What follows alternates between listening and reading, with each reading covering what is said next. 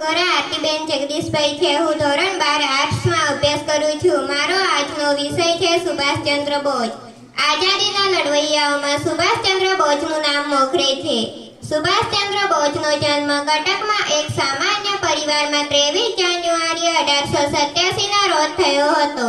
તેમના પિતાનું નામ જાનકીનાથ બોઝ અને માતાનું નામ પ્રભાદેવી હતું। તેમના પિતા શિસ્તના આગ્રહી હતા। તેમની માતા ખૂબ પ્રેમાળ અને ધાર્મિક હતા। તેમને પિતા પાસેથી શિસ્ત અને માતા પાસેથી માનવ સેવાના પાઠ શીખવા મળ્યા હતા। સુભાષબાબુએ ઇંગ્લેન્ડ જઈ સારા નંબરે ICSની પરીક્ષા પાસ કરી હતી। તેઓ ઊંચા હોદ્દાની સરકારી નોકરી મેળવીને ઘણી સારી કમાણી કરી શકે તેમ હતા। આમ છતાં તેઓ દેશની આઝાદી માટેની લડતમાં જોડાયા। તેઓ પ્રખર દેશભક્ત હતા। સુભાષબાબુએ આ દેશની આઝાદી માટે શસ્ત્રોના ઉપયોગ દ્વારા ક્રાંતિનો માર્ગ પસંદ કર્યો। અંગ્રેજ સરકારે તેમને જેલમાં પૂર્યા। ત્યાં તેમને ક્ષય રોગ લાગુ પડ્યો। તેથી અંગ્રેજ સરકારે તેમને નજર કેદમાં રાખ્યા।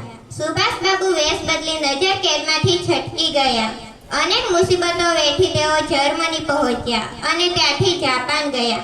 ત્યાં તેમને આઝાદ હિન્દ ફૌજની રચના કરી અને તેને ચલો દિલ્હીનું એલાન આપ્યું। તેઓ વિજય કૂચ કરતા કરતા આગળ વધી રહ્યા હતા ત્યારે કુદરતી પ્રકોપ થયો અને મુસળધાર વરસાદ વરસી પડ્યો। તેથી તેમને મળતો દારૂગોળો અને ખોરાકનો પુરવઠો પણ ખૂટી પડ્યો। તેથી તેમને તેમની ફૌજને પાછા ફરવાનો આદેશ આપ્યો।